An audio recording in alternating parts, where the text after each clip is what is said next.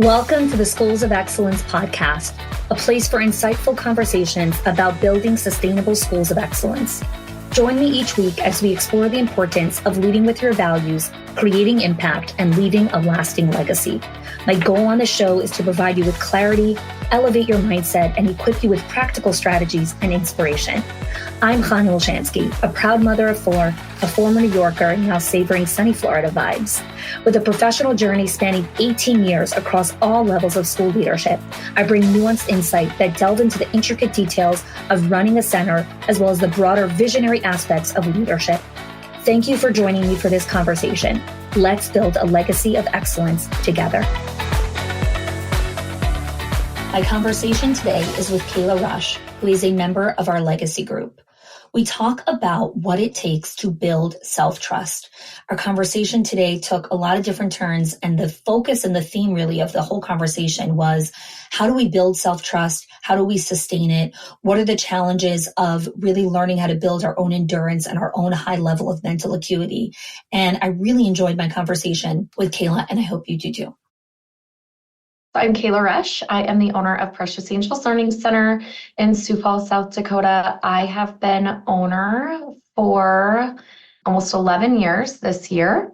We started over 20 years ago as an in-home with my mom and sister. And then I took over as owner when my mom retired 11 years ago.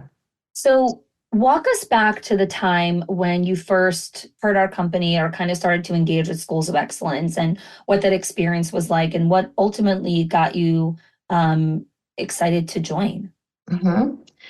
So I think I first heard of Schools of Excellence, honestly, through the podcast, and then just going to other retreats and conferences, things like that, and hearing you speak, and just knowing that you gave a little different perspective than what I had been exposed to before.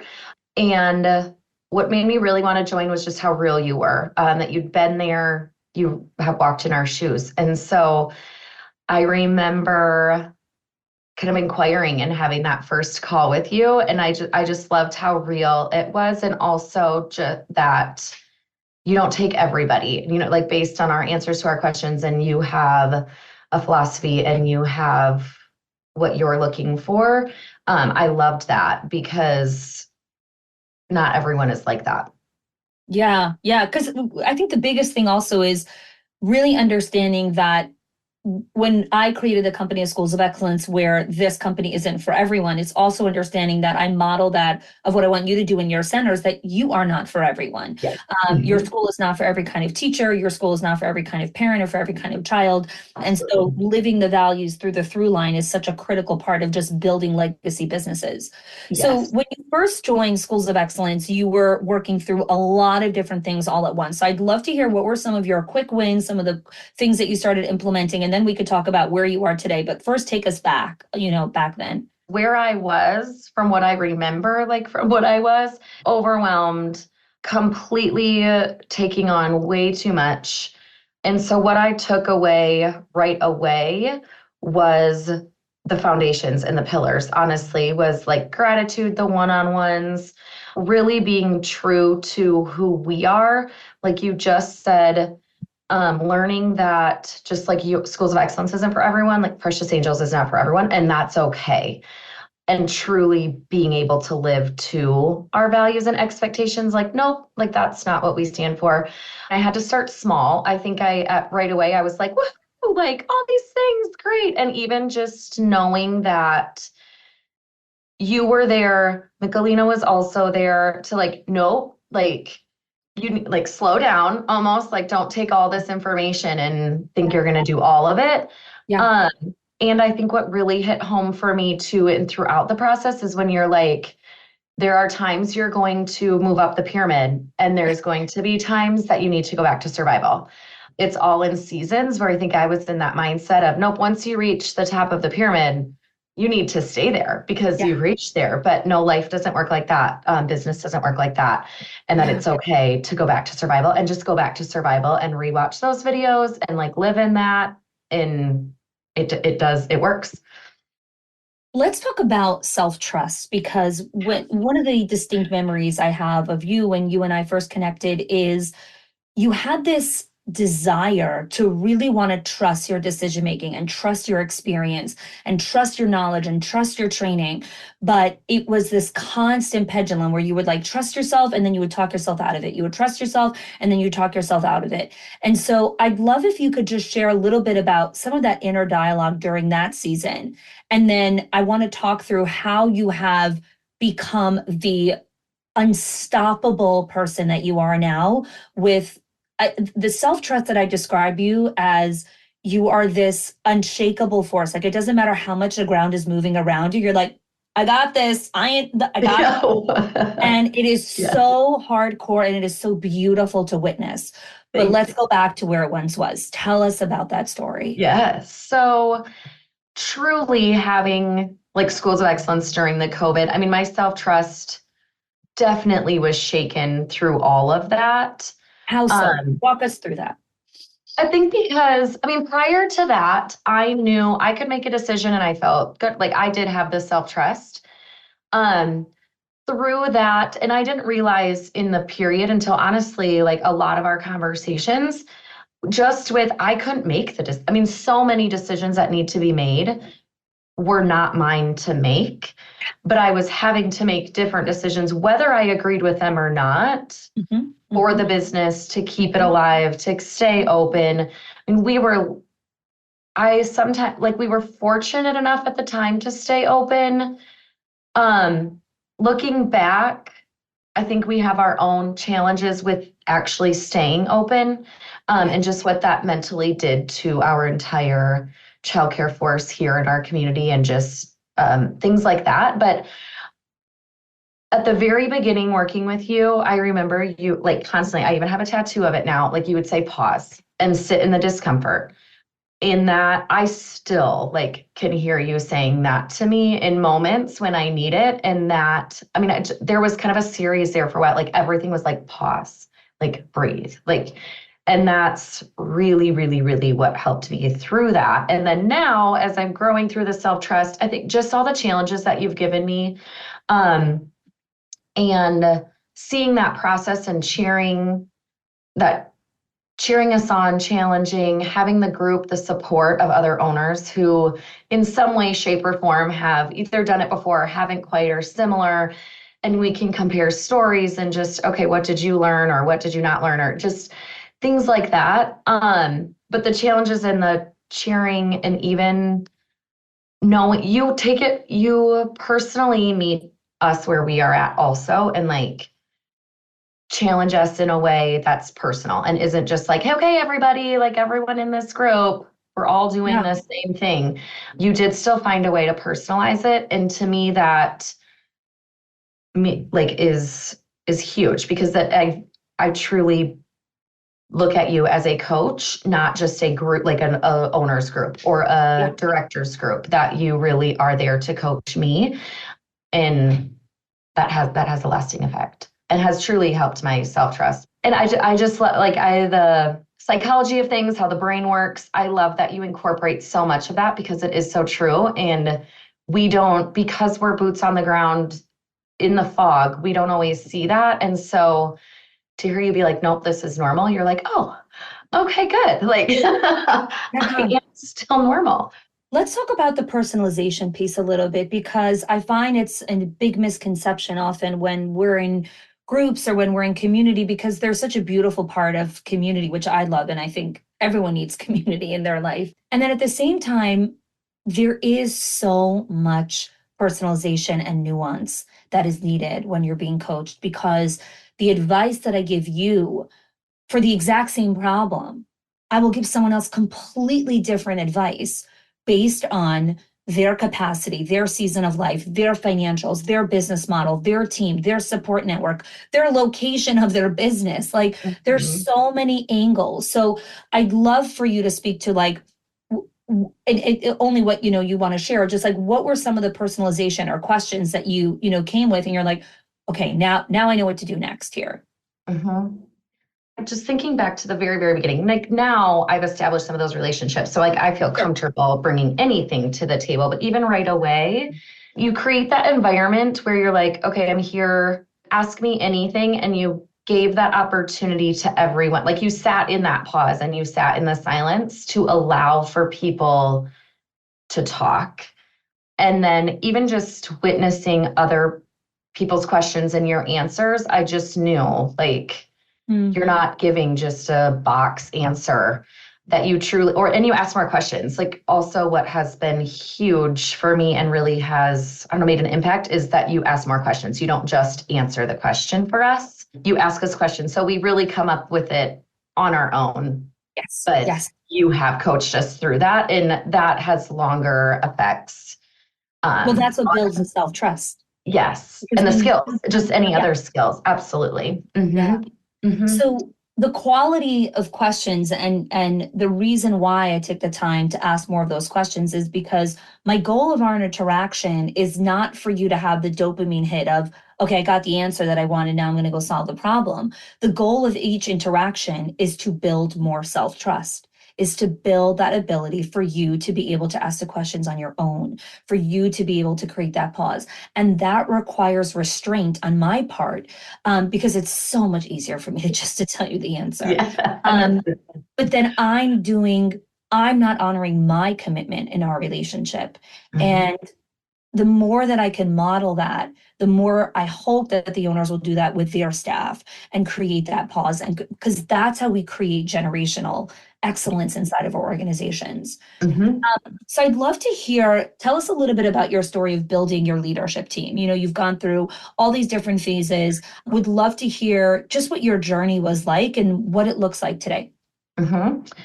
So when I first started, it was me. It was I was owner and director for probably 7 years of my 11. We were smaller as well, but as we wanted to serve more families, serve the community, I didn't know in the moment, but I had really no choice but to get some help. Yeah. I started with just assistant directors because I was still building my trust skills, even honestly. And now today it has stemmed from assistant director to directors. Even right now, I dreamed big this summer and have made it happen. We have a program director, we have an educational director, I have an onboarding specialist that's not in the classroom, and then myself. So I want to hold at that for a second because this is so important to unpack the psychology around this.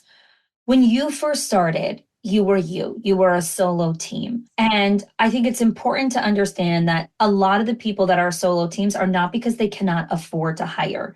It's because you do not trust yourself to hire.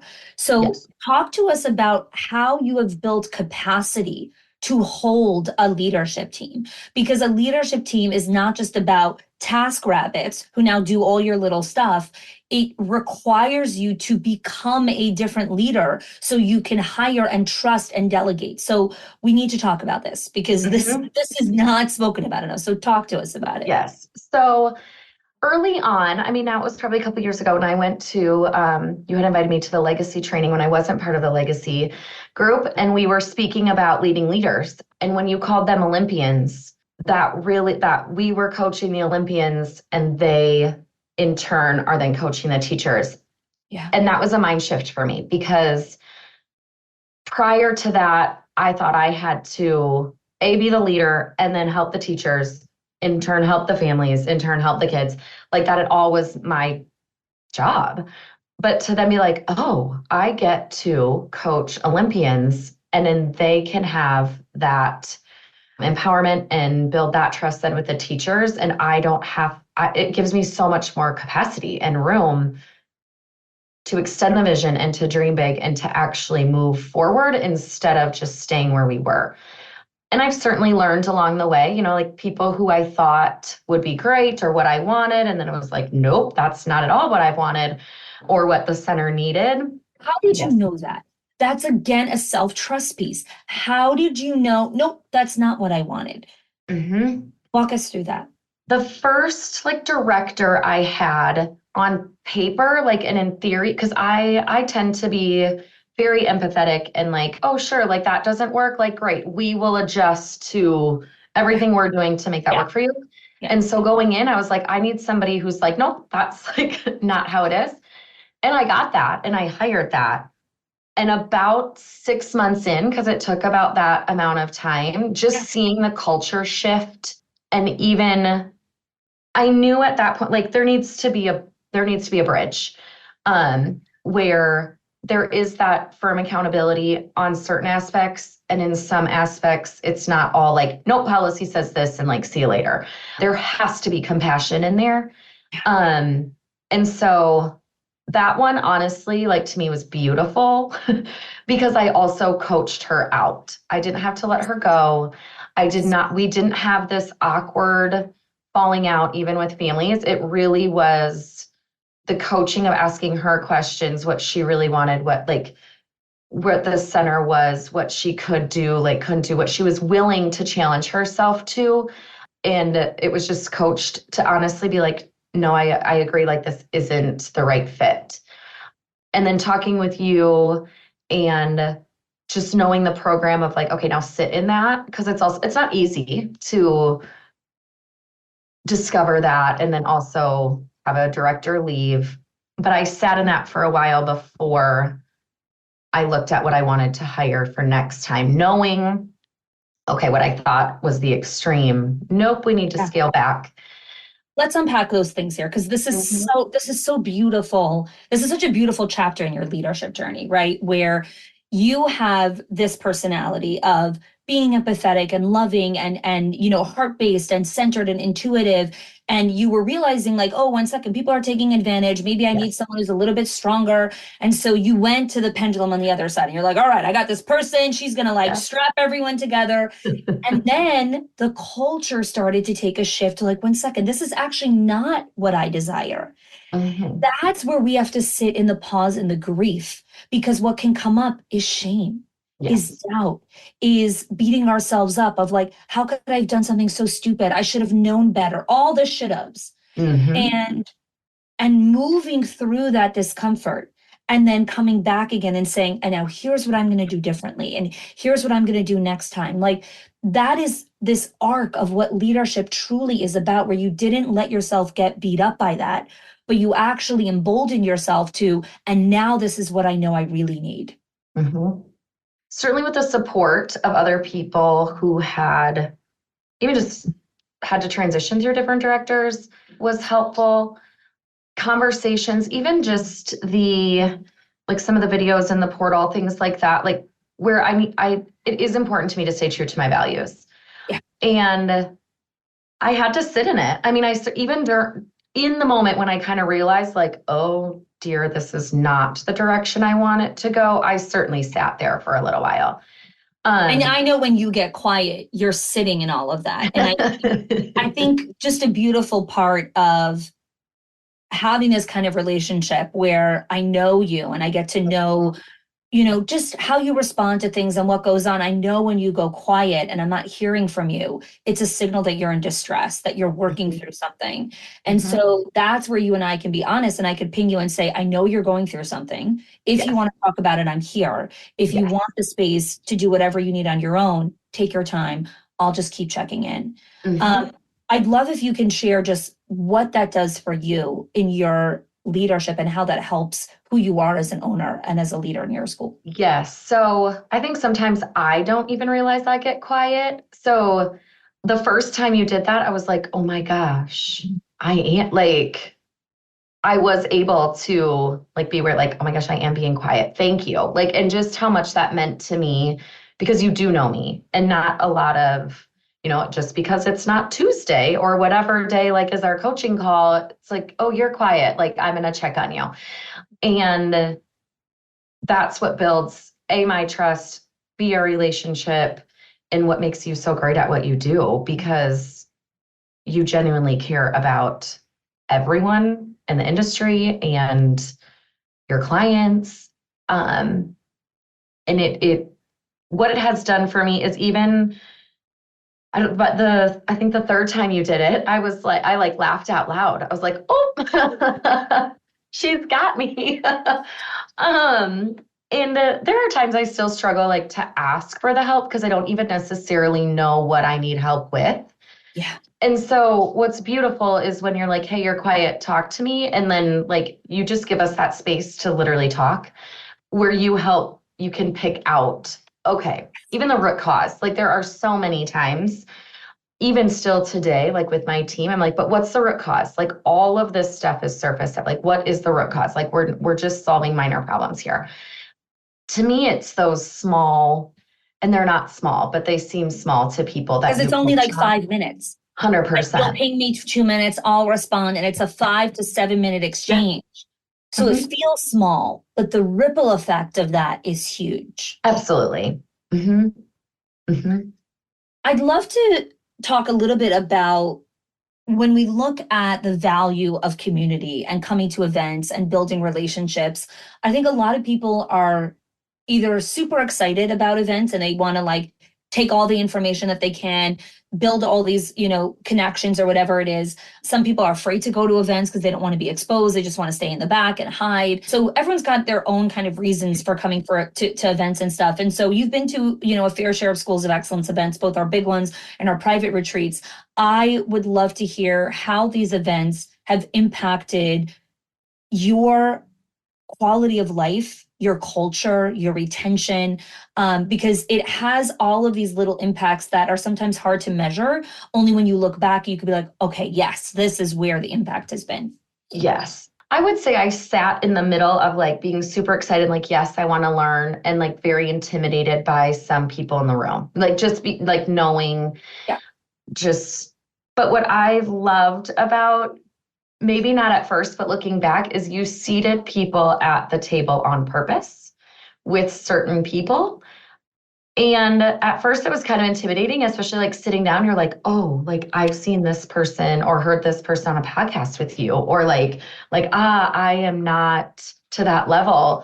Mm. But then hearing their stories and being like, oh my gosh, this is what we have in common. I don't know that I would have sought that out. And so even knowing that, and even like, oh my gosh, you felt like I should be here at this table, allowed me to open up more. The private events, I love, love, love the private events. At first, I mean, I'm pretty like go with the flow, like, yay, like let's all have fun. Um, when it was like, we're gonna stay in the same house. And I know some people were like, oh my gosh, what is this gonna look like? But I loved it. Yeah. And those relationships, I learned so much from you during during our small sessions in our groups. But even afterwards, when it's like we turn the TV on and we're all just sitting there, still sort of talking about things we learned and processing, but also then just being people, where you gave us the space to be people. Like we didn't have to be the owner, we didn't have to be in charge. We got to sit by the pool, we got to go play games. We don't always do that because we get caught up in it. And who doesn't love to go to Florida? We're like, I wouldn't, even now I'm like, okay, gosh, I'm ready to go somewhere because, Yeah. but like without, hey, we're doing this, we're doing this, I wouldn't necessarily go. And then you get there and you're like, oh yes, like I did need this and I need this. Yeah. Because it fills your cup in emotionally, personally, even just away from the business, away from family. And you provide so much time, even though sometimes I'm like, I don't really know what to journal or like to sit in that. But sometimes I don't even realize that, like, even if I don't write anything, I just sit there. It's like, that's more like you take what you need out of it. Yes. Um, and you just allow for that space. And Schools of Excellence has been fantastic with allowing us that space that we would not take for ourselves. Yes. And I have two more questions. One of them is about space and then I'll ask you my final one. But in a hustle culture, in a culture that is so values, keep calm and carry on and just keep going and toxic resilience and keep moving forward. Why is space and the pause such a critical part of the longevity of your business? Because again, we can run a race for a year or 2 years, but what's the end game, right? Like you can't run a race for more than 2 years. Correct. So talk to me about why space is so important. Because like you just said, because we do live in that like hustle, bustle, like, let's go. And it's like, where's the answer? What's this? Like, what are we going to do? And it's just like, nope, because your brain has to reset. Like leaders can't, and we have to be examples and role models to that. Like, sometimes it is that pause, and it's hard, and it's okay that it's hard to just sit. What's hard about it? Why is it hard to sit? It's uncomfortable because that immediate gratification is not there. Yeah. But also, I mean, I think that it has stemmed. I'm not a phone person. I don't need my phone to like wind down at night, those type of things. And I think part of that is just from your continuing teaching of the pause and the silence. And because I've seen it work, because I was a doer, like, or I still am a doer, like, let's fix it. Let's go, let's do it. But to challenge that pause and then to actually see, wow, like that did work, because your mind thinks clearer and you can make better decisions for your company, for yourself, for your leadership team when there is the pause and the silence. I think more than anything, that's where the self-trust really comes from. Yes. When I speak at events, I invite the pause, because I say, when I'm talking, you're listening to me. When I pause, you're listening to yourself. Mm-hmm. And you need to learn how to listen to yourself more than any other person in the world. Yes. So yes, come for mentorship, come for coaching. It's so important. And then the space of the coaching and the mentorship must provide the space for you to learn how to listen to yourself. Mm-hmm. Because that's ultimately what we're looking for, right? Yeah. For the longevity. Mm-hmm. So Cayla, people listen to this podcast, they listen to these, different conversations with leaders. Everyone's got their own reason why I can't join now. This is not the right time. I don't know if I can do this. I know this is going to work for me. What would you tell an owner who's listening to this, who's like, maybe this is the time I should join? Like, what's your message? My message is, if the thought is already that you're thinking about it, it's time to do it. Because agreed, and what is great about Schools of Excellence, you don't have to take all of it all at once. And that's okay. Like, take whatever season you're in and use that information. But the coaching, the support, the community, everyone needs that in some form. So if that's Schools of Excellence and you're already drawn to that, go for it, because you'll find a way. The resources will come, the time will come, you'll find a way. But because your brain is already like, oh, maybe I need that, then you do need that. Like, you just have to trust yourself and talk to that, talk to your inner self and like trust, okay, yes, I do need something. Thanks so much for joining me in our conversation with Cayla. If at any point during the conversation you found yourself in parts of Cayla's story, you resonated with some of the examples she shared around her leadership team and her director, or how she learned how to battle her own, just self-doubts, and how she built that unshakable self-trust in herself. This is what we do inside of our Directors in Our Circle and our Owners HQ program. It's not just about the content and the training and the community. That's a huge part of it. It's really about building those skills, those decision-making skills, those self-trust skills. You need to learn how to trust yourself. You need to learn how to find your own confidence, because leading a school is hard, and you want to do it in the collective of community, of mentorship, of coaching, of accountability. So if at any point in the last little bit you've been thinking about joining, this is your sign to fill out an application. When you fill out an application, you'll jump on a right fit call, and we'll get to understand a little bit more about your season of life, what your goals are, what your challenges are, what your strengths are as a leader. And we'll get to see, is this the right fit for you? Is this the right time? Is this the right program that supports your next level growth as a leader? So hit the link below and apply, and I look forward to connecting with you. If you are loving the Schools of Excellence podcast and have gotten any value out of it for your school, I would love if you can do two things for me. One, subscribe to the show so you never miss an episode. And two, can you please leave us a review? Reviews help other school leaders know that this is the place to learn how to build a school of excellence. And I would be so grateful if you can do that for us. Your help and support makes this show to be able to be listened by the thousands of other school leaders all around the world. Thanks so much for listening, for giving us your time and attention each and every week. And I appreciate that you have joined us.